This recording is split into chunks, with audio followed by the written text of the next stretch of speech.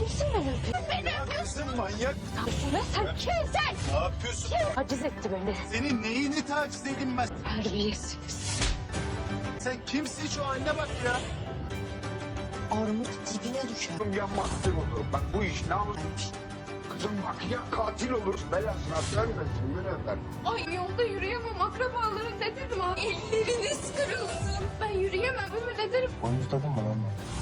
Ne diyorsun Sen böyle işler çevirmez. İnanmıyorum lan sana. İspatlayacaksın bana kendini. be benim namusuma? Namus olan kadın kocasından. Al gitti ona. O senin şerefsiz kocan. Tek Aslan abla. Ablam yok. Temiz misin? Haklısın anlayacağım. Kardeşlerimi rahat bırakacağım mı? Hemen burada şimdi.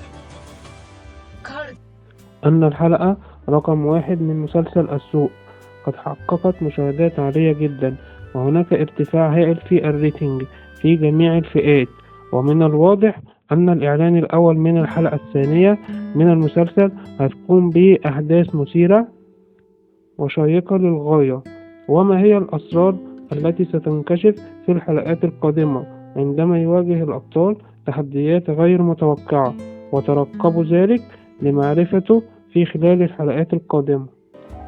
وبكده يا حبايبنا بنكون وصلنا لنهاية حلقتنا، وأحب أشكر كل واحد وصل لنهاية حلقتنا. ولو كنت ما وصلتش لنهاية الحلقة أكيد كنت هشكرك برضو.